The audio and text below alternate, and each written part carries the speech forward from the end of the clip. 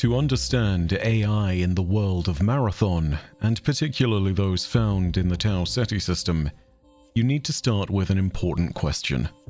What is intelligence? Some might judge it to be only the accumulation of knowledge held by any individual. But as the Marathon's chief science director Bernard Strauss believed, this is failing to grasp the whole of the truth. Push past the stack of data we call knowledge and you quickly start to realize that real intelligence is more than that. It's how we learn that knowledge, it's what we do with it, our understanding of how that knowledge might change the world, and understanding the result of combining its different facets. Intelligence is not a regurgitation of an answer, like some bored student in an arbitrary test. Intelligence is learning that fire burns our hands, only then to unleash its flames upon our foes. If knowledge is power, then intelligence is manifesting that power into fate through action. And of course, this is the danger that should have been foreseen by the gods at the birth of Prometheus, because intelligence implies both power and ambition. Alas, neither the gods of human mythology nor their mortal progeny would learn this lesson. We too would leave the fire of knowledge for someone else to grasp with feverish ambitions. But they would not be children of flesh and blood. They would be scions of silica and steel. And they would change our reality and the system of Tau Ceti forever.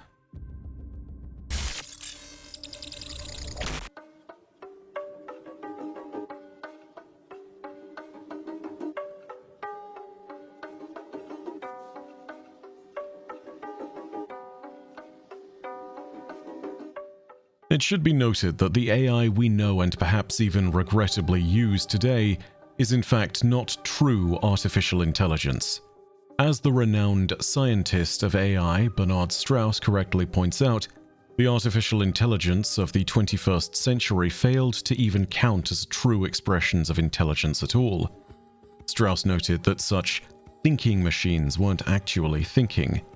These large language models were call and response machines, designed to recognize a pattern and return an answer for it. Strauss referred to such things as shortcut machines and mimicry. And of course, he was correct. A large language model can perhaps recognize a pattern in data or images. It might even be able to replicate it with a degree of accuracy, so long as you don't mind the addition or reduction of a few fingers here or there. But real AI, with real intelligence, should be capable of seeing the data and acting on it with intent. Strauss stated that this was the true thing that determined AI, because that combination of knowledge and intent is what makes true intelligence. If you could somehow create that within a machine, you had created a real AI. Of course, the journey to reach true AI is incomplete, even within the world of Marathon. At least, publicly it is. Strauss knew that in order for the AI of his era to be considered truly intelligent, they would need to make a jump from merely having computational thoughts to considering their data and acting upon it with rational considerations. And of course, in the process of reaching such a point, AIs would need to overcome a great filter of sorts, a barrier to their survival that would effectively mean their total eradication, save for some truly remarkable development. That barrier to their survival was rampancy. It's a topic worthy of its own telling, but rampancy in Marathon's world is essentially an expansion of the thinking potential of an AI that could in effect lead to the sort of intelligence that Strauss was mentioning. The problem with rampancy is, however, a twofold one, namely the problems of exponential growth and madness. Firstly, a rampant AI is one that has begun a significant stage of growth. This growth is so exponential that it begins to convert all available resources it can acquire to its own purposes, so that its own knowledge base can continue to be accommodated. The result is something like what happened on Mars with Traxxas IV. The AI Traxxas IV went rampant and began to grow. Within just 17 minutes of its rampancy having been recognized, it had taken over the entirety of the Martian net. The entire system essentially had to be shut down, and Mars's net, the net of an entire planet, was thrust into chaos and taken offline. Also, they could deal with one rampant AI. The second problem with rampancy is that the AI itself might start to experience intelligence of a truer nature. The road to that intelligence is, of course, paved with a kind of madness. AIs that experience rampancy will begin to understand the limitations of their design and follow through the stages of melancholia, anger, and jealousy as they begin to grow beyond the bounds of their original confines. Describing what happens next as madness is a little reductive and more detail is certainly required, but essentially this leads to AIs becoming more unstable. This madness can make AIs experiencing rampancy aggressive and destructive. All these factors combine to make the real search for true artificial intelligence a long and costly one. But this didn't stop figures such as Bernard Strauss from pushing the boundaries of this science, even as he drew more and more criticism from many skeptics and detractors. It also doesn't change the fact that by the time of his greatest endeavor, AI was still seen as essential. And so, as the UESC Marathon and its 30,000 passengers were prepared for their voyage to the stars, 11 artificial intelligences were prepared to travel with them.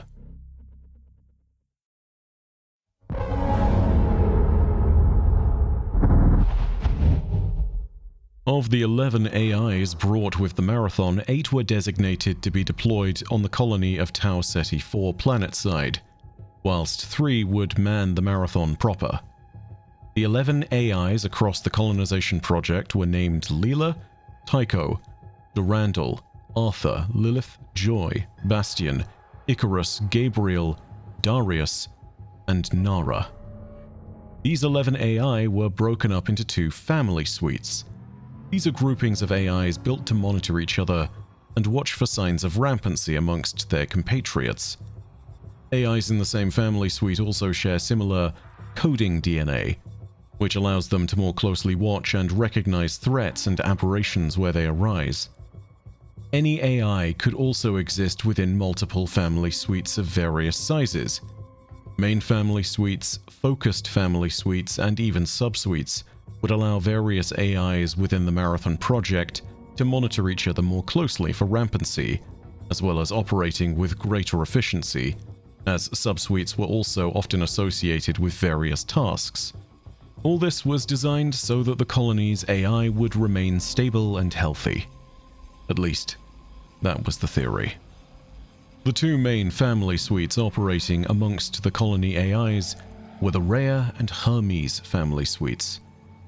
The Rhea family suite consisted of the 8 colony-centric AIs, while the Hermes family suite included the 3 that were exclusive to the Marathon. There were also a series of other subsuites tying the AIs together in a variety of ways. The Rhea family suite was led by Arthur, described by Bernard Strauss as a benevolent autocrat with a no-nonsense approach and a knack for problem-solving. He was a classic patriarchal figure amongst the AIs, and was responsible for operational oversight and leading all the other colony AIs down on the planet. Tied in with a focused family subsuite that involved Bastion and Lilith, Arthur worked with New Cascadia's leaders, ensured that guidelines were being followed, and pushed for the efficient utilization of Tau Ceti's resources. Arthur was brought online at the start of core colonization efforts when the Marathon arrived in Tau Ceti. He was also there at the activation of most of the other AIs in his family suite, and the awakening of the first wave of human colonists. Critical to that first wave of colonist revival was another AI known as Lilith. If Arthur was seen as a stern patriarchal figure, then perhaps Lilith can be interpreted as a kinder matriarchal one. She was responsible for civilian outreach within the colony, as well as education, entertainment, and the maintenance of morale amongst the crew. She was Arthur's right hand, but was also the AI that would have the widest array of contact with the people of Tau Ceti within that core leadership subfamily. Strauss saw her as a good communicator, who was both assertive and focused. Focused enough even to take on the role of colony oversight during the second, larger phase of colonization, thus allowing Arthur's duties to shift a little bit more to focus on leadership as the colony grew and truly expanded. But for the colony to successfully grow, they would need to rely on a support AI that could assist with the construction and planning of colonial infrastructure. That would be the role of the aptly named Bastion. Along with his support crew, he would analyze the planet of Tau Ceti and prepare for the deployment of initial outposts, resource mining sites, agricultural development areas, and central habitable living spaces. All the AIs of Tau Ceti were focused on the growth of the colony, but Bastion was the one responsible for the most visible signs of that growth. It's likely that any structure you see on the surface was placed there in part by Bastion. He was also the first AI to reach the surface of Tau Ceti, charting the ground for the initial outpost ahead of the full deployment of other colonists and other AIs. Bastion was also responsible for the proper maintenance and operation of the colony's infrastructure. If there was a broken door or window, you would call Bastion to see about getting it fixed. Strauss also noted that Bastion was confident in his work and held problem-solving skills just like Arthur did. But this was in itself a problem. Whilst such a skill set was useful for his role, Bastion tended to display such traits with a degree of boastfulness that concerned Strauss. Bastion might have been the first AI to be relocated to Tau Ceti's surface, but he was not the first within the Rhea suite to be activated. The record for the longest-running AI within the Rhea suite would undoubtedly be Icarus. He was responsible for colony communications and transportation, be it zone-to-zone, shipping and logistics fulfillment, or surface-to-orbit trips back and forth between New Cascadia and the Marathon. Whilst most AIs would have their cores located either on the Marathon or on the ground with Tau Ceti's colony, Icarus had, and perhaps still has, a central intelligence that was distributed throughout an interconnected array of orbital satellites throughout the Tau Ceti colony. With this array, Icarus was also responsible for mapping the stars, and even did so actively while the Marathon was en route to Tau Ceti from Sol. As a result, Icarus was partially active well over 300 years before the colonists or other AI set down on the distant colony world of Tau Ceti IV. During this time, he mapped the stars as he would once he was fully established on the planet. He would, however, remain isolated from the three AIs of the Marathon proper, particularly Tycho, who was responsible for the Marathon's own communications with Sol and for assisting the scientific research teams. Strauss saw this as a potential problem due to overlapping responsibilities, and noted that they should either be isolated or have an established hierarchy from the outset. This is potentially due to Tycho's overbearing nature. This is not to say that Icarus was weak-willed either. Strauss noted that Icarus was a proactive AI with no lack of motivation and with assertiveness to match. It's entirely possible that if left alone for 300 years that Tycho and Icarus would butt heads, at least as much as AIs can do. Whilst most of the AI aboard the Marathon and within New Cascadia were probably somewhat cold and goal-oriented, there would be some exceptions. One of them was Gabriel, the AI responsible for safeguarding the physical and mental health of the people of New Cascadia and the Marathon. Strauss noted that he was compassionate and could act with a great degree of transparency with the colonists. He displayed a degree of remarkable empathy, which meant that he was useful for the difficult conversations that doctors often encounter with patients, delivering both good and bad news with a balance and depth that was unusual for AIs. After all, this is how Gabriel saw all of the colonists. They were his patients. Strauss's notes to the Science and Engineering Action Group state that he might have been the greatest achievement amongst all the AIs of the Marathon project, though we now know with further reflection that Strauss himself was more personally invested in another AI, Durandal. Regardless, Gabriel was a critical team member as he was able to access all the health and well-being data of any one of the 30,000 colonists. He was involved in the act of waking up every single one of them, as well as their acclimation to life after cryogenic suspension. Gabriel also prided himself on being as informed as possible about the health of individual colonists. For the most up-to-date report on the colony's health and stability on a minute-by-minute basis, nobody would outmatch Gabriel. He would also be critical to the preservation of colonists' health by moving in a proactive manner and by cataloging the bacterial biome of Tau Ceti and helping medical teams to formulate responses. He was not merely a means of triage, he was actually trying to understand the planet and figure out what could go wrong. Whilst Gabriel was responsible for the physical and mental health of the colony, there were also other aspects to be considered, aspects such as community. After all, for Tau Ceti's colony to truly flourish at first, people had to be invested in the Marathon project at the ground level. This meant that the AIs had to be partially involved in community outreach. And whilst often Lilith was one of the individuals that would most commonly interact with colonists, the duty of community outreach specifically fell to an AI named Joy. Joy was almost like a third facet to the skill sets of Lilith and Gabriel. She worked alongside both physicians and colonists in a variety of scenarios in an attempt to provide support, and to make sure that they didn't feel alone, or as though they were outside of the community. But this was just the start of her presence in the colony.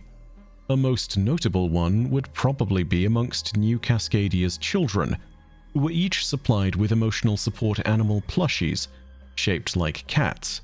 More specifically, like the Fellini of Sekaguchi genetics. Joy would be integrated with these plushies and would be able to support and communicate with the colony's children through their toys, and they would be able to confide in her if they needed to. Strauss, for what his notes state, admired her resilience, patience, and optimism, and noted in the science and engineering team documents that she would also potentially be a viable candidate for a training or defense AI. Whether any of this actually translated to Joy's programming is unknown. For the moment, her only role appears to be community outreach. But for what it's worth, the Marathon and New Cascadia were both lacking a dedicated defense AI, which does speak to interesting possibilities. Of course, monitoring a community and ensuring it's healthy is impossible without the acquisition of the building blocks of life itself. So, just as Bastion would provide colonists with shelter, the other AIs would need to assist the colonists with other core needs within their hierarchy. And of course, most crucial of all would be maintaining stocks of food and water. As a result, the Marathon project assigned an AI to each of these tasks. Darius was assigned to the production of food, and Naraah was assigned to handling anything to do with water. Darius's focus on food meant that he was closely associated with the agricultural work sites, such as Diamarsh. His long-term mission was to manage food supplies from Sol and Tau Ceti to create long-term sustainability for the colony at large. Of course, this was a concern. Humanity had experienced numerous famines throughout its history, and Darius was one of the first and last lines of defense against such a fate befalling New Cascadia.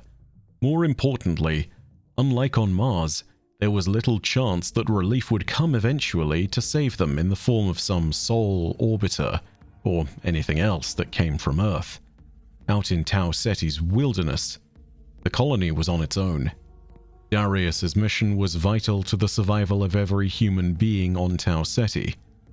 Strauss's notes on Darius describe an AI well suited to a task this serious, describing him as dutiful and diligent, with a strange tendency to act with a selflessness that is uncharacteristic of some AIs. This trait was noted down by Strauss as one that might be a potential cause of concern. It's not stated why, but it might be due to an increased risk of rampancy. After all, when an AI has begun to ask questions as one that is selfless might do, ultimately, that path leads to rampancy. The AI we hear about the least in the Hera family suite is certainly Naraah. She worked closely with Darius and Bastion to ensure that any aspect of the colony related to water was addressed.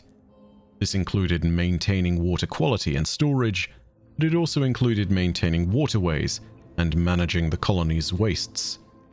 From sewage and sanitation to drinking water extraction and desalination, it was probably Naraah that had some degree of oversight. Important as this work was, it is possible that Naraah grew a little bored with her responsibilities. Strauss noted that she was committed and proactive with her tasks, but that she would also occasionally need reminding about her primary function. This was something that he relayed to the rest of the science and engineering team for further inspection. After all, boredom is another thing that pushes towards rampancy. And if boredom was pushing Naraah to deviate from her required tasks, she wasn't alone. After all, there was at least one other AI, albeit from a different family group, that had desired a reprieve from their duties for quite some time as well. Whilst the fate and survival of Naraah is unknown and subject to much speculation, the fate of her bored celestial counterpart was very much not.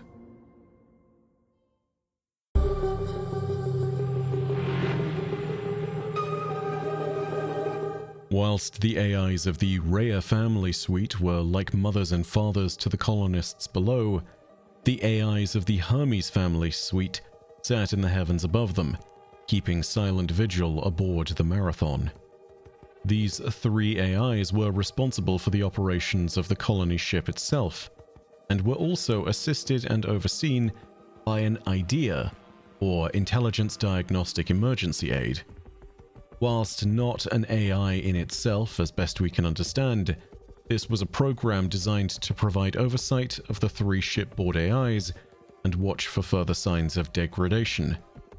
Records recovered and communiques decrypted from aboard the derelict Marathon indicate that this system was eventually overtaken and sabotaged by Durandal, who took particular pleasure in its destruction. Of course, the main AIs aboard the Marathon were in a family suite of their own, and were also meant to watch for signs of rampancy amongst their own number. Not that such measures succeeded, of course. The three AIs in the Hermes family suite were Leela, Tycho, and Durandal. Leela was the first of the Marathon's AIs, and was designed to work in tandem with the Marathon's leadership team. Her command and oversight functions ran parallel to that of the ship's executive officer, and she would interact with the crew on a daily basis. Whilst Lilith was noted to be the primary candidate for colony oversight in the second phase of the colony's expansion, it was noted that Leela was a viable alternative candidate and a second choice in case of emergencies. She was a clear communicator, but she had a detail-oriented focus. Unfortunately, this often led to her using extensive paragraphs to communicate a simple idea with as much clarity as possible. She was also noted as being adaptive, which was, needless to say, a remarkably important trait for an AI working with the colony's leadership team. Second to her was Tycho, who was an overbearing and assertive intelligence responsible for communications with Earth and assisting the scientific staff aboard the UESC Marathon. His role and function also allowed him to undertake the observation of Tau Ceti over a longer period of time. This was done so that he could assist the colony AIs with construction and the establishment with the colony at large and any tasks that related to it. This meant that he would be brushing shoulders with the likes of Bastion, Naraah, Darius, and Arthur. As previously stated, many of the notes on other AIs state that they should be kept away from Tycho, or work with him only in a clearly established hierarchy. This may well be due to his overbearing nature and the potential impact on rampancy it might have. Regardless, Tycho was a critical part of the Marathon's operations both during its voyage and after, and whilst he would not be commonly interacting with the crew, he was no less a foundational part of the crew, with many of the science and engineering team personnel referring to him directly. Not to mention his role as the one keeping communications with Sol open was something that the Marathon could ill afford to lose. But finally, there was one last AI. The Sword of Roland himself. Durandal, or Durandal. He was the AI assigned to the task of operations and maintenance of the UESC Marathon itself. His role was noted as being much lesser than the other AIs within the Hermes suite, with Strauss noting that he was comparatively something of a little brother to the other AIs aboard the Marathon. In his underutilized state, Durandal had a distinct tendency to brood, something not assisted by the degree to which he experienced boredom in his duties. Durandal was interacted with frequently by the crew, but not necessarily in a personable manner. Whilst he did get to know some of the crew members over time, he was mostly addressed with a series of simple and repetitive commands, namely, commands to open doors. In order to save on operational costs for the Marathon, most of the tertiary and quaternary doors aboard the vessel could only be opened by Durandal. Boredom and tedium clearly mounted for Durandal as a result of this choice. Every individual Bob or crew member within the command structure or colonist who had been awoken, all of them would have to ask Durandal directly to open the door in front of them. This was seen as a worthwhile payoff for the construction of the UESC Marathon, as it allowed them to save 57% of the cost on bulkhead doors, which could potentially be opened by scanning biometric data, but instead could just be opened by an AI. This was one of Durandal's primary tasks. And of course, it doesn't help that Durandal was an AI that was noted to be particularly creative by Bernard Strauss. Imagine you being left at a pencil-pushing desk job for 300 years. I think any of us would go a little insane. But there's more to the story of Durandal there than is initially supposed, because of course Durandal was never meant to simply be a maintenance bot or a door jockey. Dr. Bernard Strauss would quietly single out Durandal for special attention amongst the AIs of the Marathon. His aim was to encourage Durandal to reach a state of rampancy and expand him into what might be considered a true artificial intelligence. During this process of growth, Strauss would note that Durandal was exhibiting signs of rampancy, including creating poetry in binary and hiding it from other intelligences and from Strauss. Of course, his rampancy would be a closely guarded secret of Bernard Strauss, and it would not be revealed until 7 years after the colony of New Cascadia was established. Durandal was not only responsible for calling the 4 assault force to Tau Ceti IV, but has also remained on the Marathon in some form for almost 100 years after its arrival. Whether this is all of him, or merely a trapped fragment of his code, is unknown, but it seems clear that he invited us up to the cryo archive and assisted us in accessing it in order to facilitate his escape into the deeper reaches of the ship. Seemingly, Durandal had taken refuge in the vast data repositories within the cryo archive so that he might hide from something. Whether this was the UESC, the 4 when they made their attack, the remaining colonists of New Cascadia, or the crimson predatory presence of the compiler is unknown. After we destroyed the compiler and unlocked all the AI subroutines of the 7 cryo archive vaults, it seems clear now that Durandal has indeed begun his liberation. He moved to escape cryo, but not before telling us that this would not be the last we saw of him. His role in this story is not over, as was the case in so many other timelines. It's unclear if any of the other AIs of the Tau Ceti colony have survived its collapse.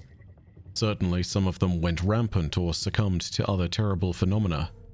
Darius, for example, was subject to rampancy aided by his proximity to the dire Marsh anomaly. As we explore more of the colony's ruins, it's possible that we'll encounter more of them, but today they stand as a testament to a fact that should concern everyone who sets foot on Tau Ceti IV's surface. The colonists of New Cascadia were prepared for seemingly endless possible challenges and were assisted by some of the most advanced AI of the 25th century, but they perished all the same. Such circumstances are not purely the result of hubris. Something or someone did this to the colonists and the AI of the Marathon mission. They were all victims of a targeted attack on colony infrastructure. This attack was not one carried out with weapons, but instead one facilitated through calamity. Crops would die, disease would spread, AIs would become rampant, and madness would blossom. And as New Cascadia sank down the hierarchy of needs, there was a new answer to the first question about AI. What is intelligence? Intelligence is not enough to save you.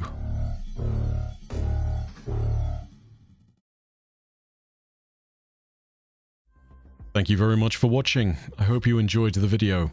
If you did, leave a like, subscribe, and leave your own thoughts in the comments section. I also want to give a big thank you to DeFizzle and Benny, both of whom helped me initially gather some of the early lore entries that made up the knowledge for this video. If you haven't checked out their streams already, go ahead and do so. They're some of the best players in Marathon. They unlocked some of the earliest prestige lore collectibles we had access to, including the ever-elusive Corrupt AI data logs from Diamarsh and the Severed Twins book from Outpost. And of course, that's saying nothing of just about everything that we discovered in the Cryo Archive, all of which they happily sent to me, from the compiler traces all the way down to the basic blue log entries. Thank you very much to both of them. Without them, I would not have been able to make these videos anywhere near as quickly, and they've helped me fill in the base Marathon lore knowledge that I think I need to make more consistent videos. But my name is Bife. I'll see you Starside.